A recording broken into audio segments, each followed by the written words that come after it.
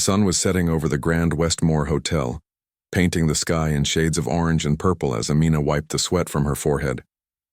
Her fingers ached from hours of scrubbing bathroom tiles, but her shift wasn't over yet. At 25, she wasn't where she had imagined herself 5 years ago. But life had a way of changing plans when you least expected it. "Amina, Mr. Richardson wants to see you in his office right now," the head housekeeper's voice echoed down the hallway, causing Amina to freeze. Being called to the hotel manager's office was rarely good news. She quickly smoothed down her uniform, a simple gray dress with a white apron that had seen better days, and hurried toward the administrative wing of the hotel. As she walked, her mind raced through everything she might have done wrong in the past week. Had a guest complained? Was she going to lose her job? The thought made her stomach twist into knots. The Westmore was one of the city's most exclusive hotels, and jobs here were hard to come by, especially for someone like her who had arrived in the country just 18 months ago with nothing but dreams and determination. This job meant everything. It was the lifeline that kept her 3 younger siblings in school back home. "Come in," a stern voice called after Amina's timid knock on the heavy wooden door. Mr. Richardson sat behind his massive desk, not bothering to look up from his computer screen as she entered. He was a short man with a permanent frown, who wore expensive suits that seemed to emphasize his round middle rather than hide it. Everyone on staff knew to avoid his bad side. "Sir, you wanted to see me?" Amina's voice came out smaller than she intended. Mr. Richardson finally looked up, his eyes narrowing slightly. "Yes, we have a situation. The entertainment for tonight's corporate gala has canceled. Food poisoning or some such nonsense." He waved his hand dismissively. "The Chen Investments Group is our biggest client, and I promised them a memorable evening." Amina stood silently, unsure why this information was being shared with her. Surely he didn't expect housekeeping to solve an entertainment crisis. "I've been told you can play piano," he continued, his tone making it clear this wasn't a question.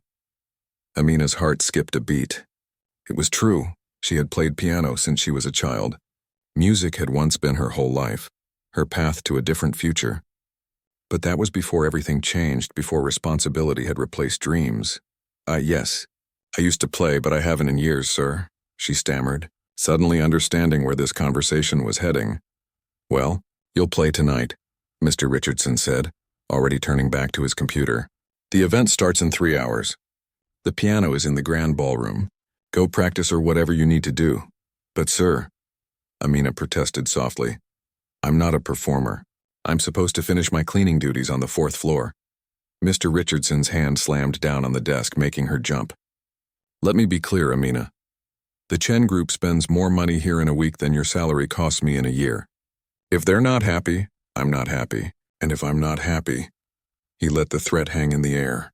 "Besides, you should be grateful for the opportunity. It beats cleaning toilets, doesn't it?" Amina felt her cheeks burn with humiliation. She wanted to tell him that there was nothing wrong with honest work, that cleaning didn't make someone less worthy of respect. But she thought of the money she needed to send home next week for her brother Tariq's medicine, and she swallowed her pride. "What would you like me to play, sir?" she asked instead. "I don't care. Classical pieces, background music, whatever rich people like to hear while they drink overpriced champagne. Just make it good," he waved her away. "Oh, and find something better to wear. You can't perform looking like that." Outside his office, Amina leaned against the wall, her heart pounding. Panic rose in her chest as the reality of what was being asked sank in. She hadn't touched a piano in nearly 2 years, not since the night before she left home. How could she possibly perform in front of the city's elite business people with no preparation? She made her way to the employee locker room and sank onto a bench, her hands shaking. Opening her locker, she stared at the small photo taped inside. Her family standing in front of their small house, everyone smiling despite the circumstances. Her sister Nadia, just 17 and brilliant, who dreamed of becoming a doctor. The twins, Tariq and Farah, only 12 but already understanding hardship too well. And their grandmother, who had raised them all after their parents died, now too old to work but still the heart of their family. "I can't lose this job," Amina whispered to herself, touching the photo gently. Her siblings' education, Tariq's medication, food on their table. It all depended on the money she sent home each month. Taking a deep breath, She grabbed her small bag containing the only decent outfit she owned, a simple blue dress she had bought secondhand for job interviews. It wasn't fancy, but it was better than her uniform. As Amina changed, her coworker Lynn entered the locker room, concern written across her face. "I heard Richardson's making you perform tonight," Lynn said, her voice low. "That's not right. It's not what you were hired for." Amina managed a weak smile. "I don't have a choice. Of course you have a choice. He can't force you to—" "Yes, he can," Amina interrupted gently. "We both know jobs like this don't come easily for people like us. I need this position, Lynn. My family needs it." Lynn sighed, understanding all too well. She reached into her locker and pulled out a small makeup bag. "Here," she said, "use whatever you want. And take these." She slipped off the small pearl earrings she was wearing. Nothing fancy, but elegant in their simplicity. "I couldn't," Amina protested. "Yes, you can. You'd do the same for me," Lynn insisted, pressing the earrings into Amina's palm. "Besides, if you're going to be forced into this, you might as well look your best while showing Richardson what you're made of." With Lynn's help, Amina applied a light touch of makeup and pulled her long black hair into a neat bun. The blue dress fit well enough, and with the pearl earrings, she looked presentable. Not like someone who belonged at a high society event, but at least not obviously out of place. "Thank you," Amina said, hugging her friend tightly. "Go show them what you can do," Lynn whispered. "And remember, no matter what happens tonight, your worth isn't determined by how those people see you." With those words echoing in her mind, Amina made her way to the grand ballroom. At this hour, it was still empty, being prepared for the evening's event. Crystal chandeliers hung from the ceiling, their light reflecting off polished marble floors. Tables draped in white linen surrounded a small dance floor, and in the corner sat a beautiful grand piano, clearly there for decoration rather than use. Amina approached it slowly, almost reverently. It was far nicer than the old upright piano she had learned on, the one her parents had sacrificed to buy because her childhood music teacher had told them she had a gift. Glancing around to make sure she was alone, she sat on the bench and lifted the cover from the keys. They gleamed in the soft light, pristine white and black, waiting. Gently, she placed her fingers on the keys, feeling the cool ivory beneath her fingertips. For a moment she didn't play, couldn't play. Memories flooded back, endless hours of practice, her mother's encouraging words, the scholarship to the music academy that had seemed like a miracle, and then the accident that had changed everything, forcing her to become the provider for her siblings overnight. A tear slipped down her cheek as she pressed a single key, its clear note hanging in the air of the empty ballroom, then another note and another, until she found herself playing a simple melody from her childhood. Her fingers were stiff at first, awkward from disuse, but muscle memory gradually took over. As she played, something inside her began to awaken. A part of herself she had buried beneath responsibility and survival. The music flowed more easily, her confidence growing with each measure. She closed her eyes, losing herself in the familiar patterns, forgetting for a moment where she was and why. When she finally stopped, she opened her eyes to find one of the event staff watching her from near the entrance, a stack of programs in his hands. "That was beautiful," he said simply. "Are you the replacement entertainment for tonight?" Amina nodded, suddenly self-conscious again. I don't usually, I work in housekeeping." The man raised his eyebrows but didn't look surprised. "Well, housekeeping's loss is our gain tonight," he said kindly. "The guests will start arriving in about an hour. There's water and some snacks in the staff room if you need anything." Left alone again, Amina looked down at her hands that showed the effects of harsh cleaning chemicals and hard work. Tonight they would need to do something different.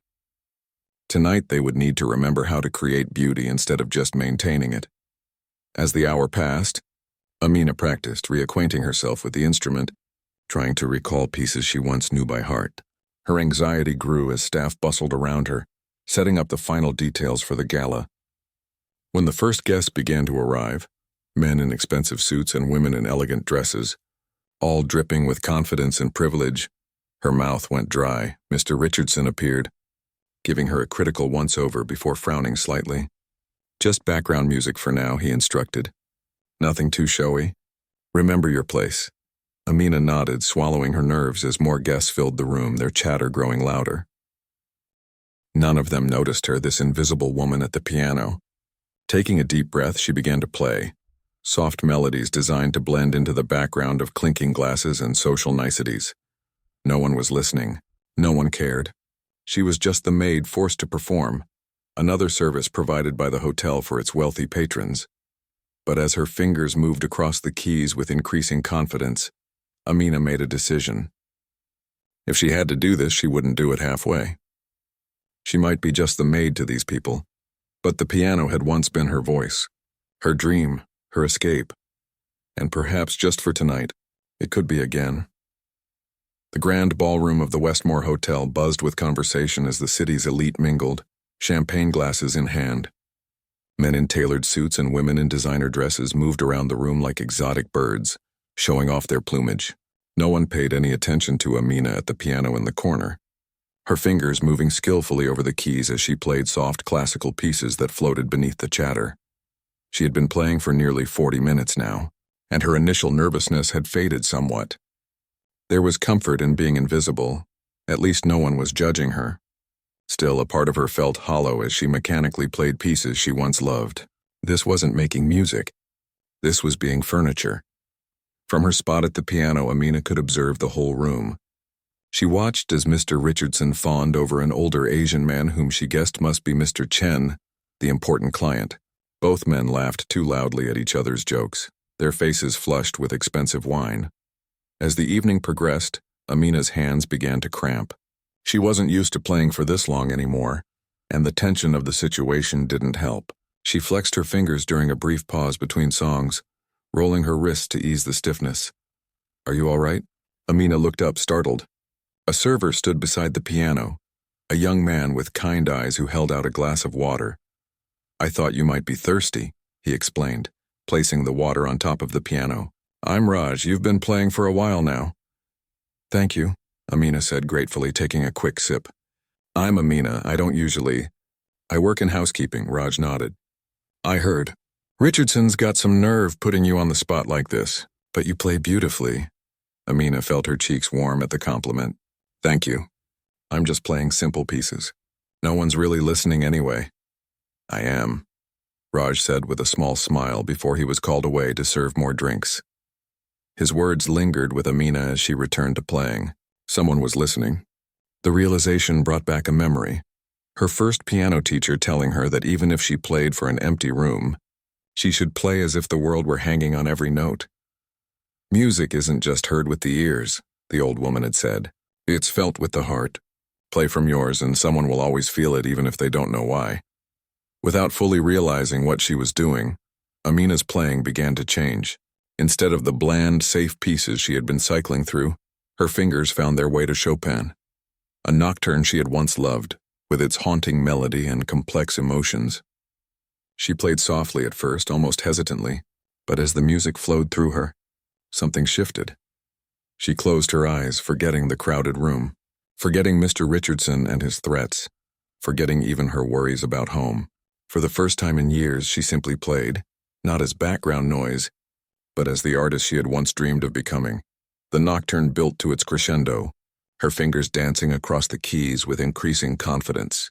When the final notes faded, Amina opened her eyes to find that something had changed.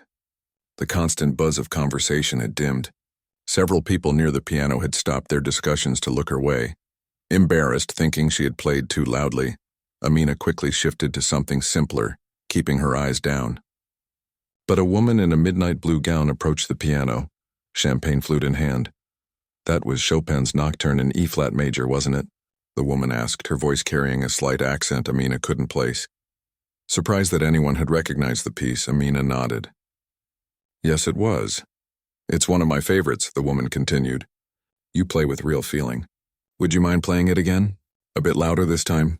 Amina glanced nervously across the room to where Mr. Richardson was still engrossed in conversation with the Chen group. He had told her to play background music, nothing showy. "I'm supposed to keep it simple," she explained hesitantly. "I don't want to draw attention." The woman's eyebrows rose. "Music like that deserves attention. Please, one more time for me." Something about the woman's request, the genuine appreciation in her eyes, made it impossible to refuse. Amina nodded and began the nocturne again. this time allowing the music to fill more of the room. She poured her heart into the piece, all her longing for home, her love for her family, her buried dreams, and her quiet hope that somehow, someday, things might change. When she finished, Amina was startled to hear applause, not just from the woman in blue, but from several guests who had gathered around the piano. Heat rushed to her face as she noticed Mr. Richardson looking her way, his expression unreadable from across the room. "Bravo," the woman in blue said warmly. "You're remarkably talented. Are you the hotel's regular pianist?" Before Amina could answer, Mr. Richardson materialized beside the piano, his customer service smile firmly in place. "Ah, I see you've discovered our special entertainment for the evening," he said smoothly. "Amina is one of our multi-talented staff members." "Multi-talented indeed," the woman replied, her eyes still on Amina. "Where did you study?" Amina began, but Mr. Richardson cut her off. "Perhaps we should let our pianist continue with the program," he said. "I believe Mr. Chen was asking about you." "Ms. Novak." The woman, Ms. Novak, gave Richardson a cool look before turning back to Amina. "We'll talk later," she said with a small smile before allowing herself to be led away. The encounter left Amina shaken. She hadn't expected anyone to pay attention to her playing, let alone praise it. For a moment she felt a flicker of her old passion, the joy of connecting with others through music. But reality crashed back as Mr. Richardson returned moments later, leaning down to whisper harshly in her ear. "What do you think you're doing?" "I said background music, not a concert." "I'm sorry," Amina whispered back. "Someone requested the piece and just keep it down," he hissed. "You're here to enhance the atmosphere, not steal the spotlight." As he walked away, Amina's hands trembled slightly above the keys. The brief moment of recognition, of feeling valued for her talent rather than her ability to clean rooms efficiently, made returning to invisible background music even harder. She forced herself to play simple melodies again, but her heart wasn't in it. The mask of the dutiful employee had slipped and she couldn't seem to put it back on properly. As the evening progressed, Amina noticed Ms. Novak watching her from across the room. The woman seemed to be waiting for something, occasionally sipping her champagne while engaged in conversation with various guests. There was something different about her, a genuine quality that stood out among the artificial smiles and practiced small talk that filled the room. Nearly an hour later, as Amina's fingers were beginning to ache in earnest, Mr. Richardson clinked a glass to call for attention. The room gradually quieted as he stood beside Mr. Chen at the front of the ballroom. "Ladies and gentlemen, on behalf of the Westmore Hotel, I want to thank you all for coming tonight. It's our great pleasure to host the Chen Investment Group as they celebrate another record-breaking year." Polite applause filled the room as Mr. Richardson continued with flowery compliments about the company's success.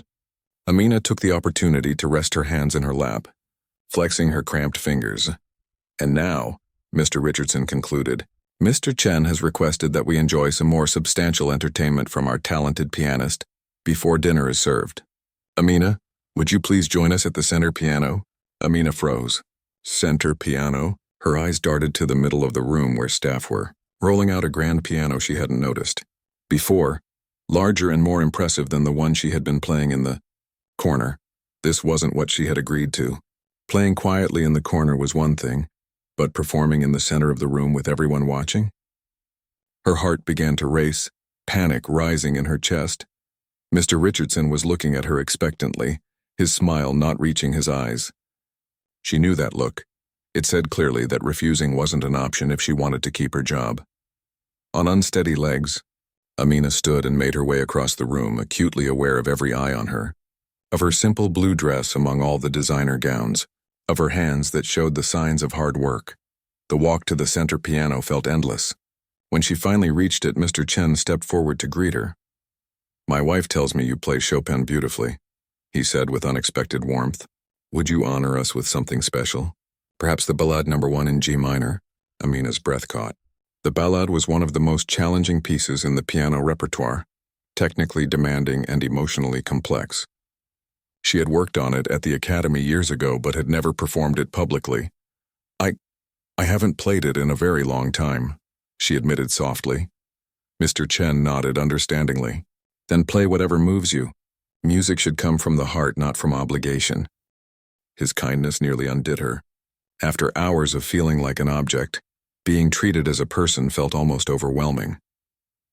Amina sat at the piano, her blue dress a stark contrast against the instrument's gleaming black surface. The entire room had gone quiet, waiting. Mr. Richardson stood to the side, his expression tense. She could read the warning in his eyes. Don't embarrass the hotel, don't embarrass him. For a moment, Amina considered playing something safe, something simple that wouldn't risk her job. But as her fingers hovered over the keys, she thought of her family back home, of her siblings who looked up to her. What example was she setting if she shrank herself to please people who didn't value her?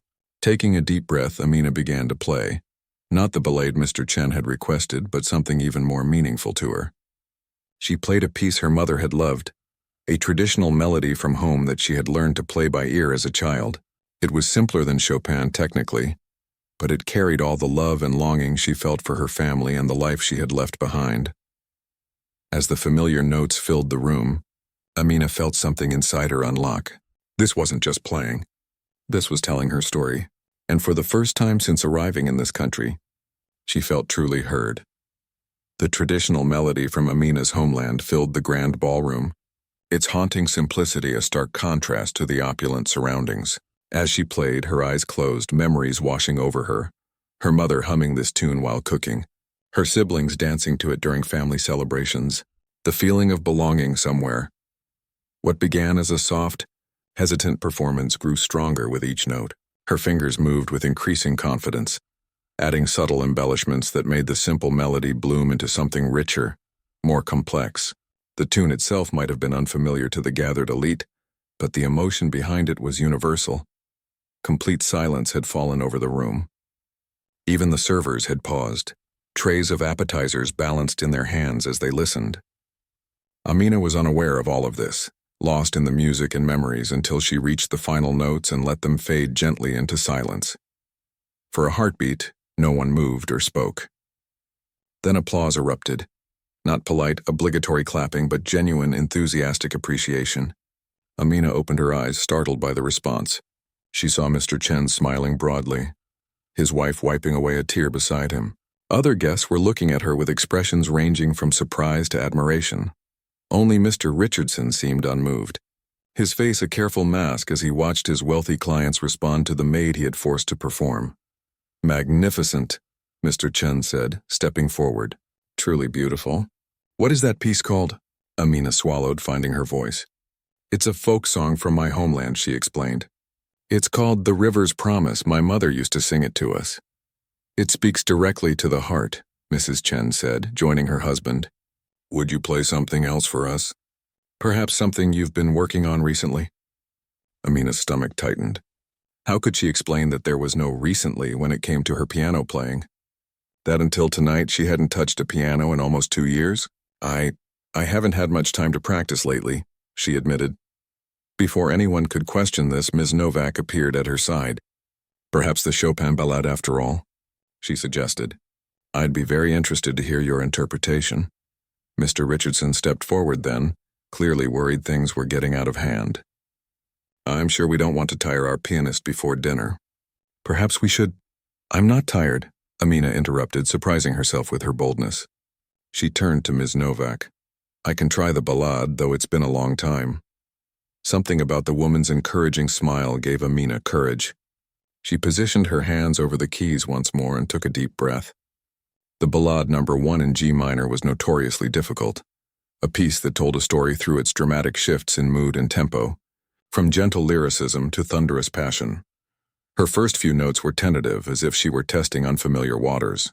But muscle memory is a powerful thing, and as she progressed through the opening measures, her body remembered what her conscious mind had forgotten: the hours of practice, the guidance of her teachers, the joy of mastering each challenging passage.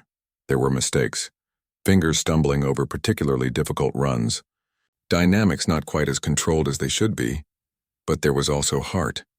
Amina played not like someone performing for approval, but like someone telling her own story through Chopin's notes. The piece's journey from quiet introspection to emotional turbulence mirrored her own life's unexpected turns. As she approached the finale, With its cascading notes and emotional climax, Amina felt herself fully present in the moment for the first time in years, not worrying about the past or fearing the future, just existing in the music. Her hands moved faster, more confidently, as the piece built to its powerful conclusion. When the final chord rang out, Amina was breathing hard, as if she'd been running. For a moment she couldn't look up, afraid of what she might see on the faces around her. Had they noticed her mistakes? Would they laugh at her presumption? A maid attempting one of the most challenging pieces in classical piano literature? The silence stretched for one unbearable moment. Then Mr. Chen began to applaud and others quickly joined in. The applause grew, accompanied by exclamations of amazement and delight. Someone called for an encore. When Amina finally found the courage to look up, she saw genuine admiration on the faces surrounding her. "Where did you study?"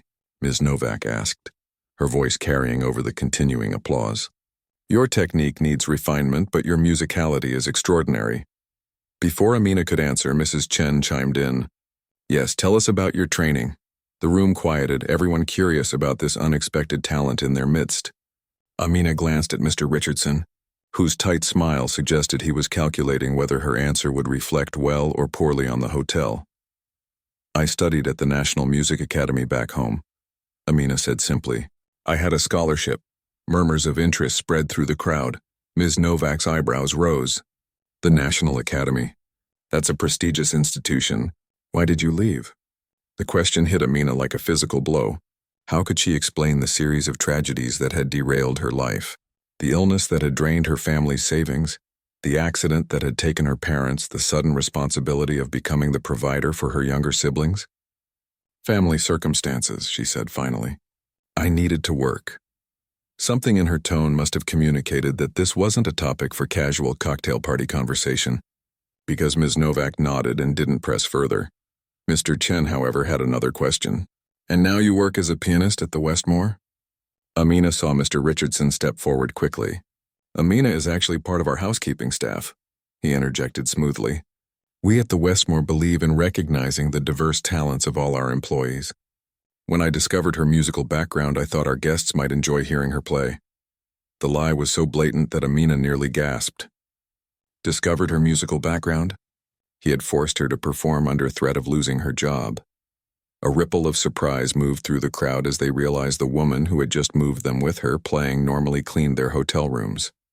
Amina saw expressions change, some to discomfort, others to something like respect. "From housekeeping to concert pianist in one evening," Mrs. Chen said with a warm smile. "That's quite remarkable." "Oh, I wouldn't say concert pianist," Amina replied, embarrassed. "Don't diminish your gift," Ms. Novak interrupted firmly. "You have real talent." Mr. Richardson clapped his hands together. "And now, ladies and gentlemen, dinner is served." "Amina, thank you for that lovely performance. Perhaps you could continue to provide some soft accompaniment while our guests enjoy their meal." It was clearly not a request but a command, a reminder of her place. The brief moment of being seen as an artist rather than a servant was over. Amina nodded, moving back to the smaller piano in the corner as servers began bringing out the first course. As she settled onto the bench, her fingers still tingling from the exertion of the ballade, she felt a confusing mix of emotions. Pride in having played well after so long, anger at Mr. Richardson's lies, and a painful reminder of what might have been had life taken a different turn. She began playing soft, unobtrusive melodies again, back to being musical furniture. But something had changed. She noticed guests glancing her way with new interest, some nodding appreciatively at particularly beautiful phrases. She was still playing background music, but people were actually listening now. Halfway through the dinner service, Raj appeared beside her piano with a plate of food. "The chef insisted," he whispered, placing it where she could reach it between pieces. "Everyone in the kitchen is talking about your performance." "They said it was amazing." Amina smiled gratefully. "Thank you." "The kitchen staff want to know if you'd play something special for them after the event," Raj continued. "If you're not too tired, that is." The request touched her deeply. That her colleagues, the other invisible workers who kept the hotel running, wanted to hear her play. "I'd like that," she said softly. As Raj moved away, Amina noticed Ms. Novak watching her from her table. Throughout the meal, the woman's gaze returned to Amina repeatedly, thoughtful and assessing. There was something unsettling about her attention, though not in an unpleasant way. It felt like being truly seen for the first time in years. When the dessert course was being cleared, Mr. Chen approached her piano again, this time with his wife and several associates. "We have thoroughly enjoyed your playing," he said. "Truly it has made this evening special. May I ask, do you have a card? My wife hosts musical soirees at our home and we would be interested in having you perform." Amina blinked in surprise. "I don't have cards, sir. I don't perform professionally." "But you could," Mrs. Chen said. "You absolutely could." Mr. Richardson materialized at Mr. Chen's side, all smiles. "I'd be happy to coordinate any bookings for Amina," he offered quickly, "as part of our special services for valued clients like yourself." Amina felt a flare of indignation. After forcing her to play, he now wanted to profit from her talent? Before she could respond, a server approached with urgent news for Mr. Richardson about a problem in the kitchen. He excused himself reluctantly, throwing a warning glance at Amina as he left. As soon as he was gone, Ms. Novak stepped forward. "I'd like to speak with you privately," she said to Amina. "When does your shift end?" "I'm supposed to play until the event concludes," Amina replied uncertainly. "And after that?" "Do you have other duties?" "No, I can leave once the gala is over." Ms. Novak nodded. "Good, meet me in the hotel lobby afterward. I have a proposition for you." Before Amina could ask what kind of proposition, Mr. Chen extended his hand. "Whatever the future holds for you, young lady, remember tonight. Remember how your music touched a room full of strangers." He pressed something into her palm. "A small token of our appreciation." When he moved away, Amina looked down to find several crisp $100 bills folded in her hand. More money than she earned in a week of cleaning rooms. Her eyes filled with tears that she quickly blinked away. This unexpected kindness, the recognition of her worth beyond her role as a maid, was almost more overwhelming than the money itself. As the evening began to wind down, with guests departing in small groups, Amina continued playing, her mind racing with possibilities she hadn't allowed herself to consider in years. Ms. Novak's proposition, Mr. Chen's offer of private performances, the unexpected cash in her pocket. Could music actually be part of her future again? She was so lost in thought that she almost didn't notice when Mr. Richardson returned to her side, his earlier anger now barely concealed beneath a thin veneer of professionalism. "When this is over," he said quietly, "we need to have a serious conversation about your position here." The last guests of the Chen Investment Group Gala filed out of the ballroom, leaving behind empty champagne flutes and the lingering echo of conversations. Amina's fingers were stiff and aching as she played the final notes of the evening. For nearly 4 hours she had been at the piano, shifting between background melodies and occasional featured performances when guests specifically requested them. As the door closed behind the last departing couple, Mr. Richardson approached her, his earlier friendly facade now completely gone. "My office. Now," he said curtly. Amina nodded, her stomach tightening with anxiety. She knew he was angry. She had drawn too much attention, had become the focus rather than simply enhancing the atmosphere as he'd instructed. But something in her had changed tonight. The applause, the recognition, the feeling of being valued for her talent rather than just her labor. It had awakened something she thought was long dead. As they walked through the empty ballroom, hotel staff hurried around them, clearing tables and removing decorations. Several workers glanced at Amina with new respect, a few even smiling or nodding slightly. Word had clearly spread about her performance. "Amina," Lynn's voice called out as they passed the service corridor.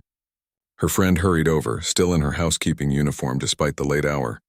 "I heard you were amazing." "Everyone's talking about, she needs to come with me," Mr. Richardson interrupted coldly. "Now." Lynn fell silent immediately, her smile fading at his tone. She gave Amina a concerned look before backing away. The walk to Mr. Richardson's office felt like a march to execution. Amina tried to calm her racing thoughts. Would he fire her? The possibility sent panic coursing through her. She thought of the money she needed to send home next week, of her siblings depending on her. Inside his office, Mr. Richardson didn't invite her to sit. He stood behind his desk, his face flushed with barely contained anger. "What exactly did you think you were doing tonight?" he demanded. Amina swallowed hard. "I was playing the piano as you asked me to." I asked you to provide background music, not to put on a show that made our other entertainment look second-rate." He slapped a hand on his desk. "Do you have any idea how much we paid the string quartet that was supposed to be the feature tonight? The quartet that barely got noticed because everyone was too busy fawning over the maid at the piano." Amina hadn't even realized there was a string quartet playing in another part of the ballroom. She'd been too focused on her own performance. "I'm sorry if I overstepped," she said quietly. "The guests requested those pieces. I was trying to make them happy." "Oh, you made them happy, all right," Mr. Richardson said bitterly. "So happy that Mrs. Chen is now asking if you're available for her birthday party next month. So happy that 3 other guests left their business cards asking about booking you." He pulled several cards from his pocket and tossed them on the desk. Amina stared at the cards in confusion. This didn't sound like something that would make him angry. "Isn't that good for the hotel? Good for the hotel?" he repeated incredulously. "Do you think I want my housekeeping staff moonlighting as entertainers? What's next, the doorman doing magic tricks? The chef singing opera while serving soup?" He paced behind his desk, agitation evident in every movement. "You've disrupted the entire hierarchy of this establishment.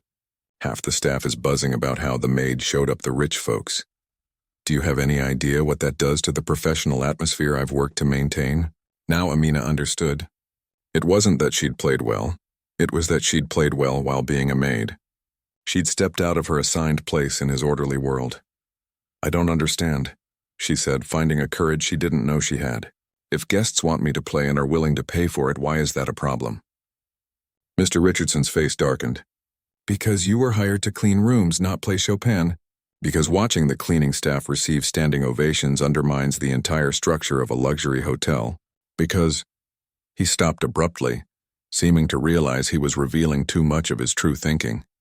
He took a deep breath, visibly composing himself. "The point is, you created confusion tonight about your role here. That can't happen again." "What exactly are you saying?" Amina asked, her heart pounding. "I'm saying you have a choice to make. Option 1, you remain in housekeeping, focus solely on your assigned duties, and we forget this piano incident ever happened. And option 2, you transfer to entertainment staff, part-time only, mind you, for special events when specifically requested. Your pay would be per performance, not hourly. You would lose your regular salary, your benefits, your staff housing, and you would no longer be permitted to work in housekeeping." It was a false choice, and they both knew it. Without regular income, she couldn't survive, let alone send money home. Occasional performances would never provide enough stability. "So really, there's only option 1, Amina said quietly. Mr. Richardson smiled thinly. "I'm glad we understand each other. Now, about those guests who requested your information." A knock at the door interrupted him. Without waiting for a response, the door opened to reveal Ms. Novak standing in the doorway, elegant and commanding in her midnight blue gown. "I hope I'm not interrupting," she said, though her tone made it clear she didn't care if she was. "I need to speak with Amina." Mr. Richardson's face immediately transformed into his customer service smile. "Ms. Novak, what a pleasure. We were just discussing some internal hotel matters. Perhaps tomorrow would be better." "Now would be better," Ms. Novak said firmly. "Amina and I had arranged to meet after the event." She turned to Amina. "I've been waiting in the lobby." Amina had almost forgotten their planned meeting amid the tension with Mr. Richardson. "I'm sorry to keep you waiting," she said. "Mr. Richardson wanted to discuss tonight's performance."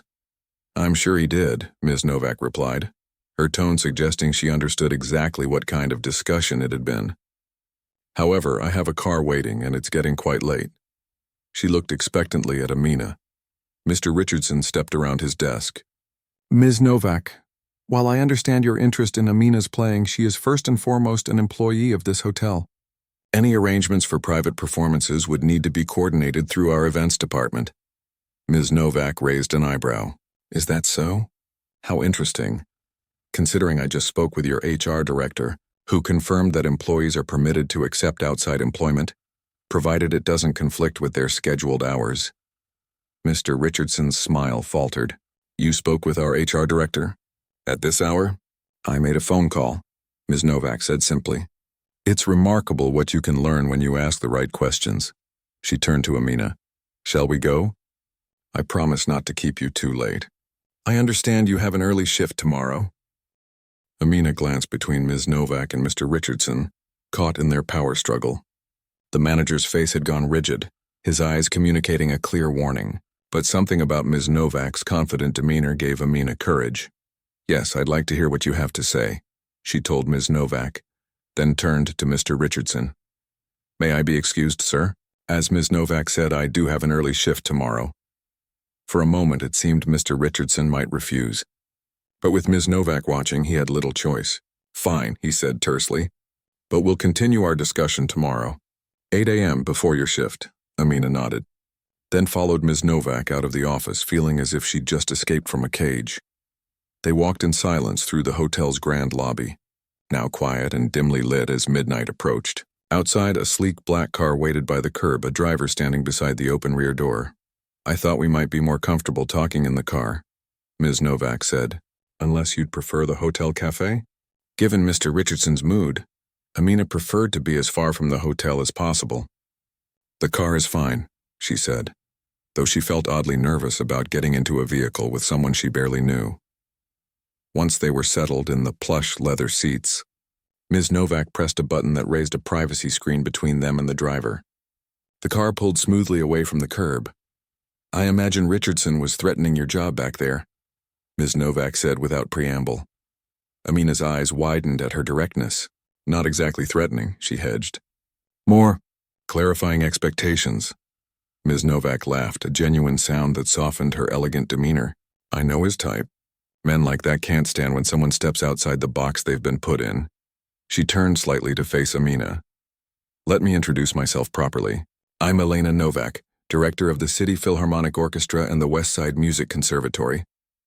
Amina's heart skipped a beat. The City Philharmonic was world-renowned, and the conservatory was one of the most prestigious music schools in the country. "It's an honor to meet you," she said, suddenly understanding why Ms. Novak had recognized the Chopin pieces so easily. "The honor is mine," Elena replied. "It's not often I hear such raw talent, especially not at corporate events where I'm usually checking my watch every 5 minutes."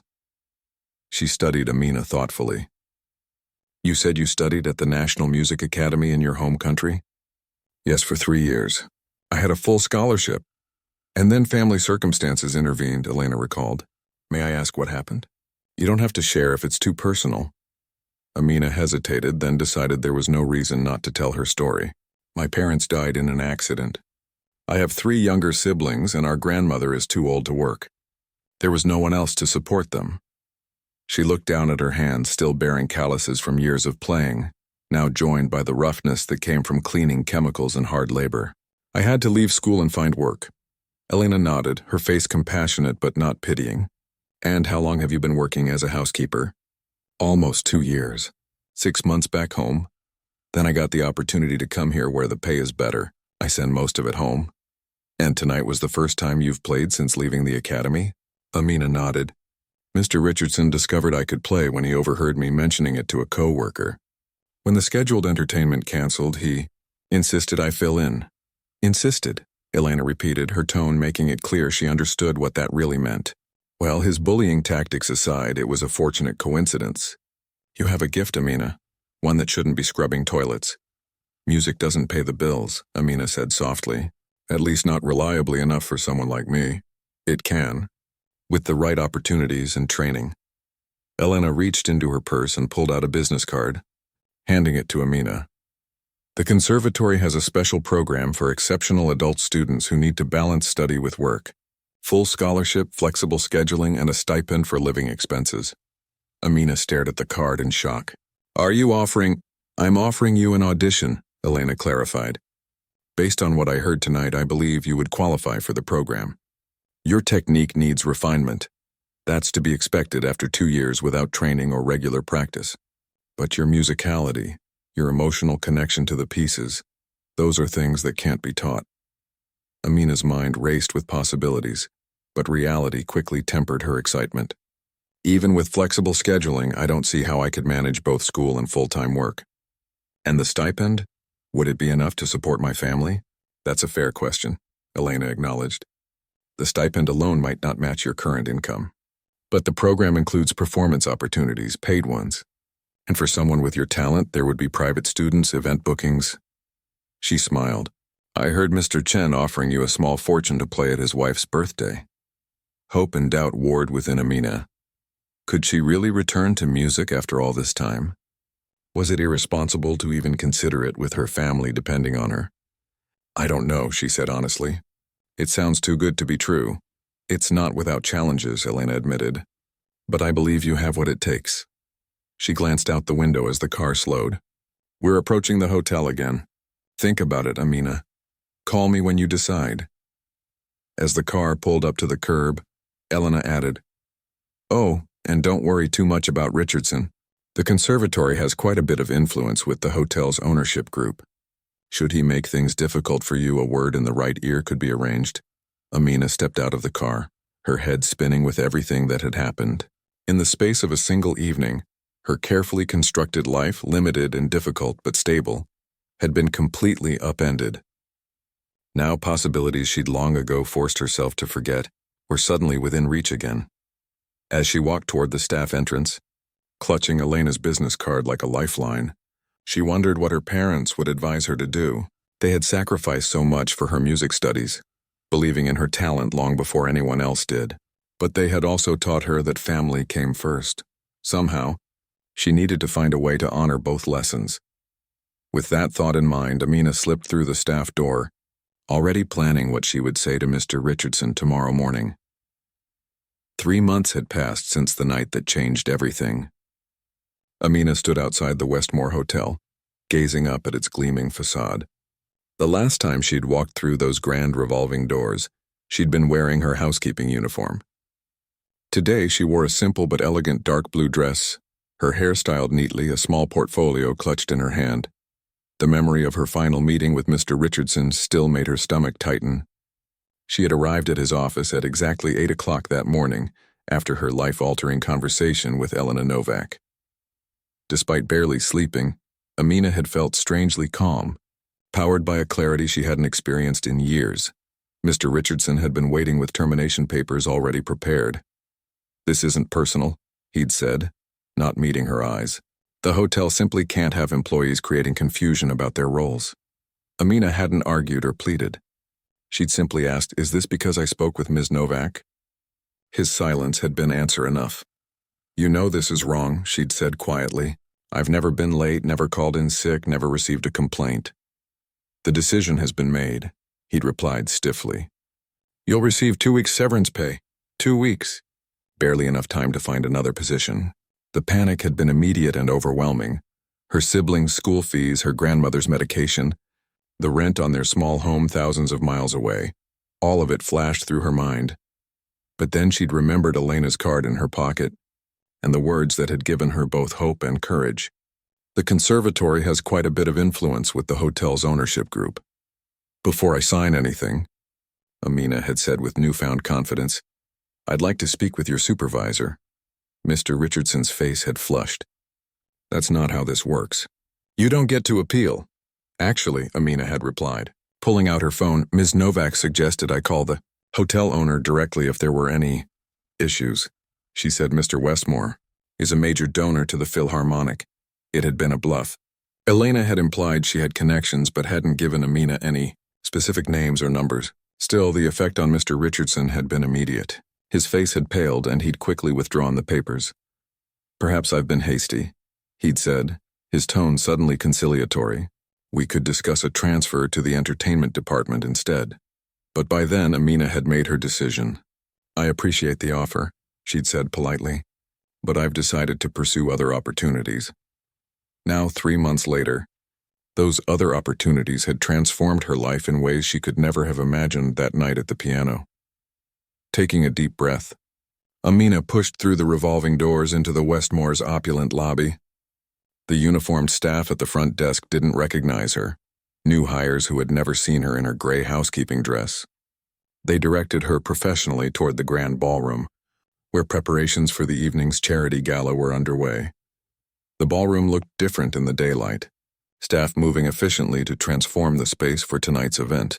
In the center of the room, on the same spot where she had played that fateful evening, stood a gleaming grand piano.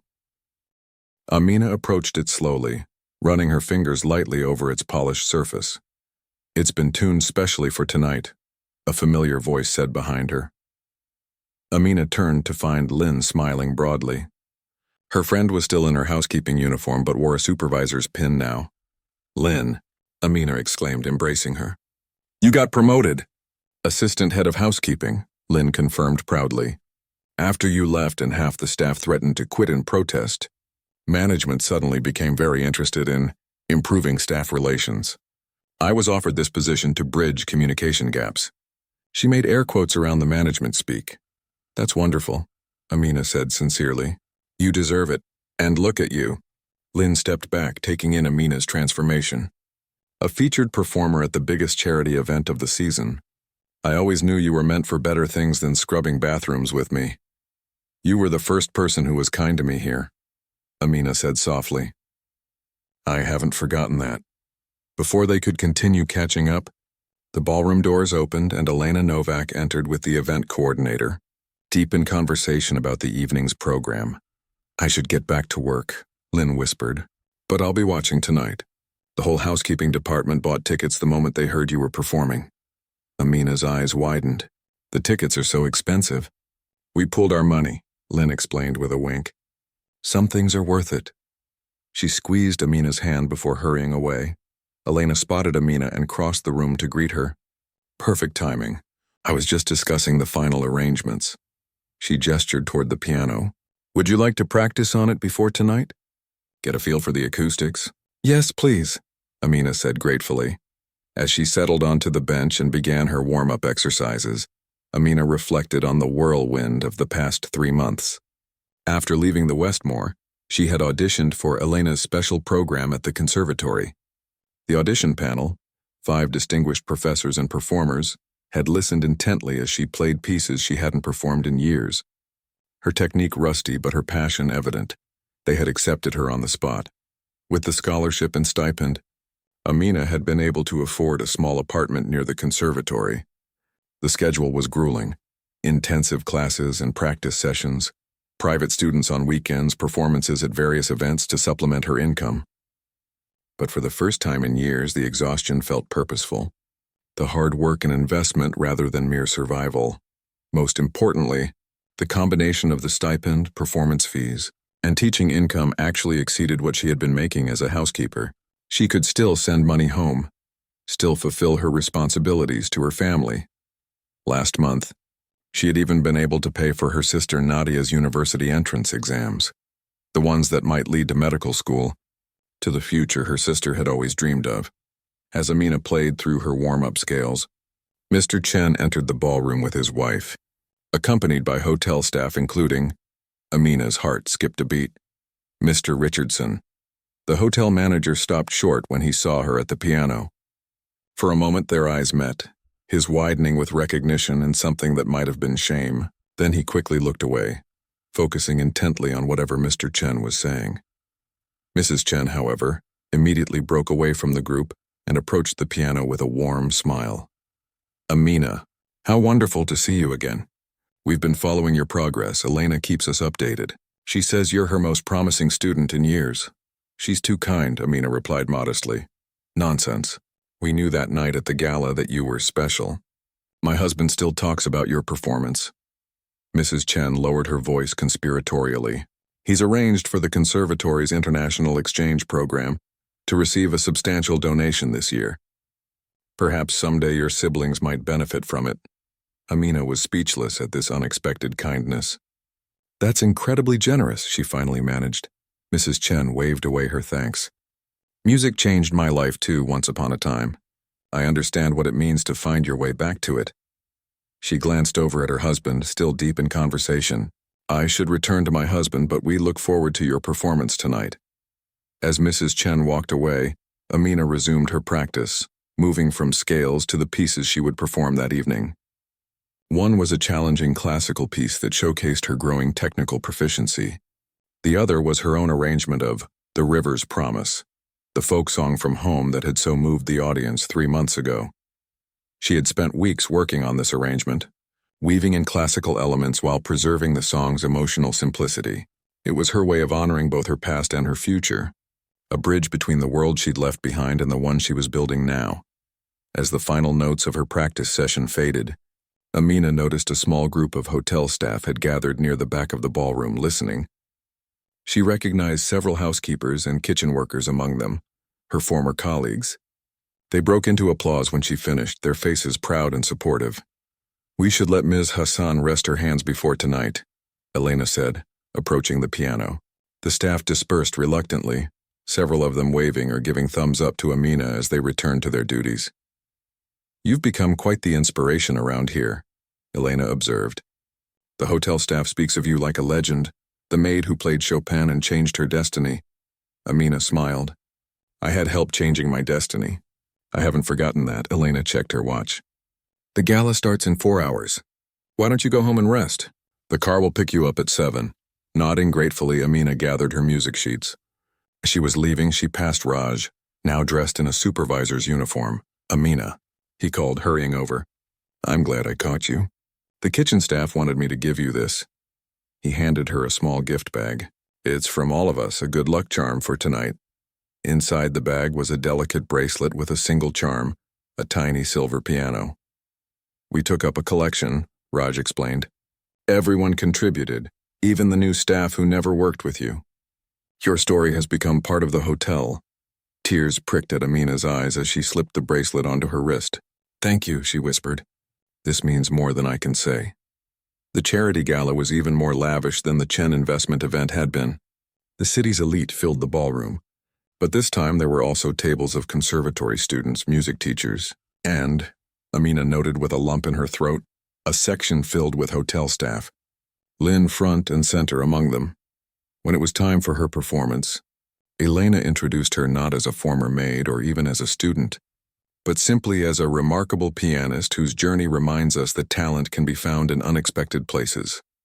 As Amina walked to the piano in her blue dress, the same color as the one she'd worn that first night, but now a designer gown donated by one of the conservatory's patrons, she caught sight of Mr. Richardson standing near the back wall.